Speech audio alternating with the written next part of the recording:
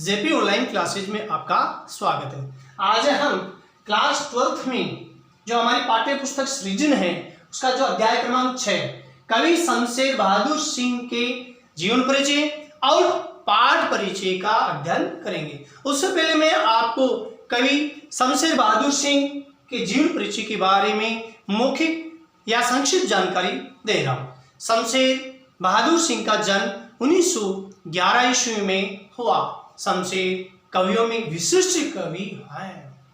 उन्हें जानने समझने के लिए केवल उन्हें ही जानना समझना जरूरी है।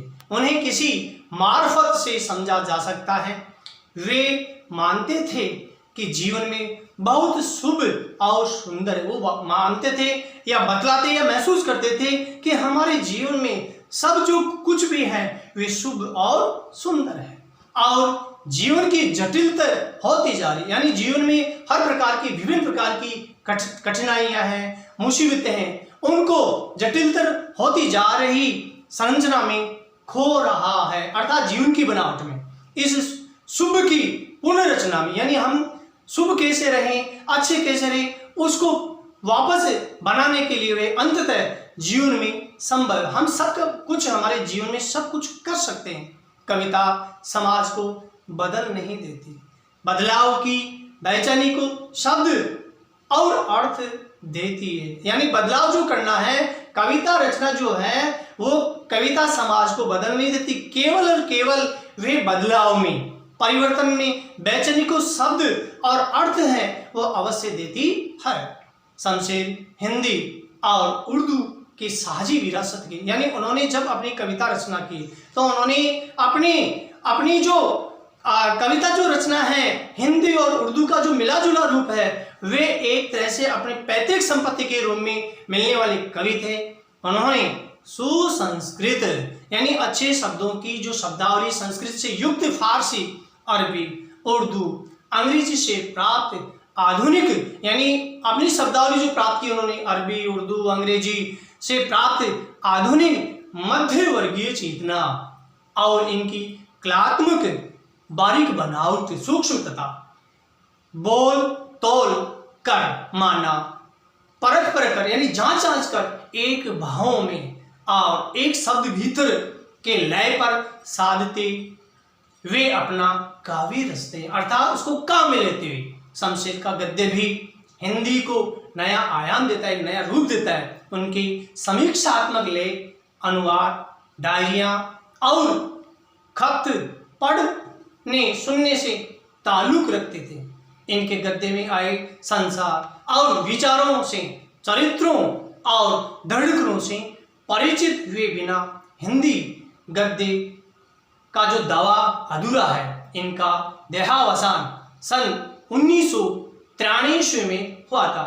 इनकी कुछ कविताएं, कुछ और कविताएं, चुका भी हूं नहीं मैं, बात बोलेगी इतने पास अपने, उदिता, शमशेर की गजलें, ये जो मैंने बताया ये काव्य खंड है। अभी मैं बता रहा हूं गद्य खंड। इन्होंने दोआब, ये दोआब एक प्रकार का निबंध संग्रह है। प्लॉट का मोर्चा, ये कहानियां और स्केच। शमशेर की डायरी। अब हमारी जो पाठ्य पुस्तक सृजन है उसके शमशेर बहादुर सिंह के जीवन परिचय की जो पाठ के अनुसार आप समझने की कोशिश करें। देहरादून में जन्मे शमशेर सिंह को मात्र 8-9 वर्ष की उम्र में मां का चिर वियोग सहना पड़ा। यानी आप देहरादून में जन्मे और जब आप 8-9 वर्ष के थे तो इनकी माता का जो देहावसान था या मृत्यु से होने वाला जो दुख है, वो क्षति है, उनको सहनी पड़ी। 18 वर्ष की उम्र में उनका विवाह हुआ। जब आप यानी कवि शमशेर बहादुर सिंह जी आप 18 वर्ष के थे तो इनका विवाह हुआ, मगर मात्र 6 वर्ष साथ निभाकर पत्नी भी टीबी से चल बची। यानी जब इनका 18 वर्ष की उम्र में विवाह हुआ और जब लगभग 6 वर्ष तक इनकी पत्नी इनके साथ रही और जीवन साथी के रूप में साथ निभाकर और टीबी अर्थात क्षय नामक रोग के कारण से उनका स्वर्गवास हो गया। जीवन के अभाव ने उनके कवित्व को दुर्बल नहीं बनाया बल्कि धारदार बनाया। यानी जब आप 8-9 वर्ष के थे तो माँ की होने वाली जो क्षति का जो प्रभाव है, दुख का वियोग जो है उनको सहना पड़ा। साथ में आप जब 18 वर्ष के थे विवाह हो गया और 6 वर्ष तक अपनी पत्नी का जीवन साथी रूप के में आपने व्यतीत किया। ये जो अभाव है, ये जो कमियां हैं, वे जीवन में उनके कवित्व का मतलब होता है जो काव्य रचना की जो शक्ति है उसको कमजोर नहीं बनाया, अर्थात बल्कि धारदार बनाया और उनको हिम्मत दी गई और वे कवित्व जो कविता रचना है उनकी कविता रचना में किसी प्रकार की कमजोरी नहीं आई और उन्होंने सशक्त बनाया। धारदार का मतलब सशक्त बनाना या मजबूती देना। बिंबधर्मी कवि के रूप में विख्यात शमशेर की कविता में प्रगतिशील कवि की वैचारिकता तथा प्रयोगधर्मी कवि की शिल्प विधा का अनूठा संगम मिलता है। कहने का मतलब है कवि शमशेर बहादुर सिंह जी एक प्रकार से बिंबधर्मी कवि थे। बिंबधर्मी का मतलब होता है छाया, प्रतिछाया, अनुकृति या शब्दों के द्वारा अपनी बात को काव्य रचना में प्रस्तुत करने वाले कवि के रूप में प्रसिद्ध शमशेर की कविता में प्रगतिशील यानी कविता रचना में एक नया रूप देने वाले कवि की जो कल्पना शक्ति है तथा नए नए प्रयोगों की जो कला है उसका भी बेजोड़ मिलाव या संगम मिला जुला रूप मिलता है। अब देखिए शिल्प विधा एक प्रकार की कवि जो शमशेर बहादुर सिंह जी ने उन्होंने उषा कविता में जो शिल्प विधा का प्रस्तुतीकरण किया। शमशेर शिल्प विधा के बारे में देखिए, शमशेर एक प्रयोगधर्मी कवि है। उन्हें कविता की शिल्प कला पक्ष में नए नए प्रयोग करने में आनंद आता है और कविता उषा में भी जो कविता रचना है उषा उनके द्वारा रचित कविता में भोर जो प्रातःकाल के प्रत्येक पल बदलते हुए दृश्यों को शब्दों में बांधने के लिए नए नए उपमानों का प्रयोग किया। प्रातःकालीन आकाश का जो नीला संग, राग से लिपा हुआ गीला चौका, काली शील पर लाल केसर, लाल खड़िया चौक से मली स्लेट तथा नीले जल में झिलमिलाते गौर वर्ण शरीर जैसे नए उपमानों से प्रस्तुत किया। यानी बिंबधर्मी कवि के रूप में माने जाते हैं। और बिंबधर्मी का मतलब आपको बताया कि छाया, प्रतिछाया, अनुकृति या शब्दों के द्वारा। तो इन्होंने जो भोर कविता है उसको प्रतिपल बदलते दृश्यों को शब्दों में बांधने के लिए नए नए उपमानों का प्रयोग किया।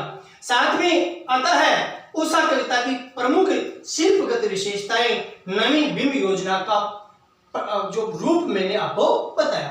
कवि द्वारा रचित सौंदर्य के अनूठे चित्र पाठों के मन को बातें, यानी कि इनके द्वारा जो बिंबधर्मी यानी छाया, प्रतिछाया या अनुकृति शब्दों के रूप में जो प्रातःकाल जो बदलता सूर्योदय से या उसके बाद बदलता जो रूप है उसकी सुंदरता के आप माने जाने वाले या अद्भुत चित्र पाठकों के पाठ जो पढ़ने वाले हैं उनके मन को अच्छे लगते हैं। उनकी प्रमुख रचनाएं कुछ कविताएं, कुछ और कविताएं, चुका भी नहीं हूं मैं, इतनी पास अपनी बात बोलेगी तथा काल तुझसे होड़ है मेरी, ये उनकी प्रमुख रचनाएं आपको बतलाई।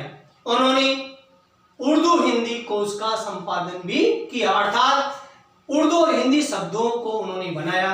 प्रस्तुत कविता उषा भोर के समय होने वाले सूर्योदय का अनूठा शब्द चित्र, यानी जो बिंबधर्मी कवि है सूर्योदय के पहले और सूर्योदय के बाद में होने वाले शब्दों के माध्यम से और अपनी जो कविता जो उषा कविता है उसको हमारे सामने कविता के रूप में प्रस्तुत किया है। सूर्योदय के दृश्यों को मनोहारी घरेलू बिंबों में बदल कवि ने प्रभावी ढंग से प्रस्तुत किया है। कवि कहता है कि उषा जो कविता है, उषा कविता के अंतर्गत कवि बतला रहा है जब सूर्योदय होता है तो सूर्योदय होने के जो दृश्य हैं पल पल बदलने वाले, सूर्योदय होने से पहले उसके बाद मन को अच्छे लगने वाले घरेलू बिंबों में जो हमारे घरेलू जो बिंब होते हैं शब्दों के द्वारा व्यक्त करना। घरेलू बिंब जैसे हम क्या करते हैं, राग से लिपा चौका होता है। जैसे हमारी रसोई होती है उस रसोई को राग से उस रसोई को राख के द्वारा मिला हुआ जो रूप होता है उसको, उस चौके को हम लीपते हैं। और बहुत काली सील भी होती है, यानी जब सूर्योदय होता है उससे पहले जो घरेलू बिंब होते हैं उनका समानता व्यक्त करते हुए उपमा देता हुआ कवि कहता है कि सूर्योदय होता है उससे पहले आकाश नीले रंग का होता है। तो मैं पुनः बता रहा हूँ, कवि कहता है कि सूर्योदय से पहले बिल्कुल पहले का आकाश ऐसा लग रहा है जैसे गहरे रंग का नीला शंख हो।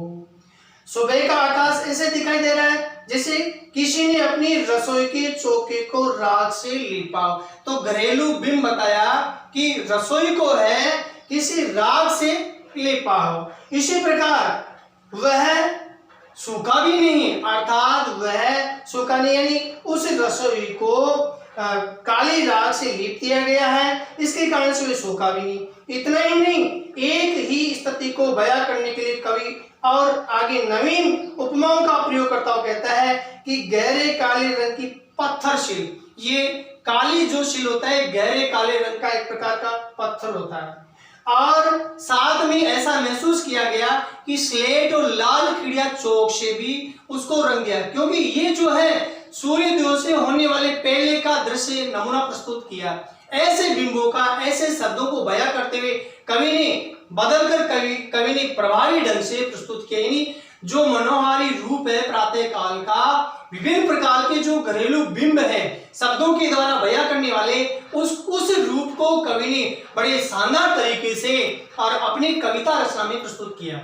ये बिंब हमें गांव की मोहक भोग, ये बिंब जो है ये शब्दों के द्वारा जो छाया प्रति हमें कवि ने यानी प्रातः काल का जो रूप बताया, और उस रूप को और जो हमारे जो हमारी रसोई है, रसोई को चौके को लिपा जाता है वह अभी गीला है, और साथ में वह रूप क्योंकि सूर्योदय से पहले वह रूप एक शंख के समान नीला दिखाई देता है, और तो वह काली सील के समान है, बदलते रूप को एक स्लेट और लाल खड़िया के रूप में व्यक्त करता है। ऐसे बिंबों का हमें कवि गांव की जो मोहक भोर है, मन को मोहित करने वाला जो प्रातः काल है और जीवंत परिवेश का साक्षी बनाता है, अर्थात जीता जागता जो वातावरण है उसको हमें सबूत के रूप में व्यक्त करता है। भाषा, बिंब और लय तीनों का मणि कांचन संयोग इस कविता में मिलता है। यानी अपनी जो कविता रचना है बिंबों के द्वारा,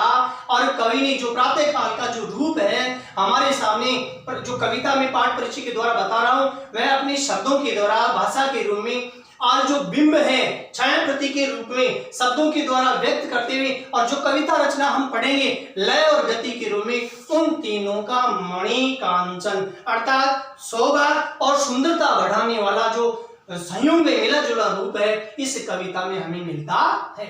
कवि प्रातःकालीन सूर्योदय का मूक दृष्टा मात्र न बनकर भोर के जीवंत परिवेश को जीवन के चिर परिचित बिंबों में अभिव्यक्त कर सृष्टा के रूप का एहसास कराता है। यानी यहाँ कवि कहता है कि जब प्रातःकाल होता है, प्रातःकाल होते ही और जो सूर्योदय का जो रूप है जिसमें सूर्योदय का जो मूक दृष्टा का मतलब होता है जिसमें बोलने की शक्ति नहीं हो, उस परिदृश्य को सारा न बनाकर और प्रातः काल के जो हमारा जीता जागता वातावरण है उसको जीवन से हमें अच्छी तरह से परिचित होने वाले बिंबों के माध्यम से अर्थात शब्दों के द्वारा हमारे सामने उस कविता रचना को रचना करके और प्रातःकालीन रूप को हमारे जीता जागता रूप हमें महसूस कराता है। राख से लिपा हुआ चौका, बहुत काले स्लेट या लाल खड़िया चाक, ये हमारे सामान्य घरेलू परिवार के बिंब है। यानी शब्दों के द्वारा कवि अपनी भावनाओं को व्यक्त करता है किसके बारे में, जो प्रातःकालीन जो सूर्योदय के पहले और उसके बाद में बदलते हुए रूप को, लेकिन इनमें अनूठा सौंदर्य सुंदरता भी हमें दिखाई देती है।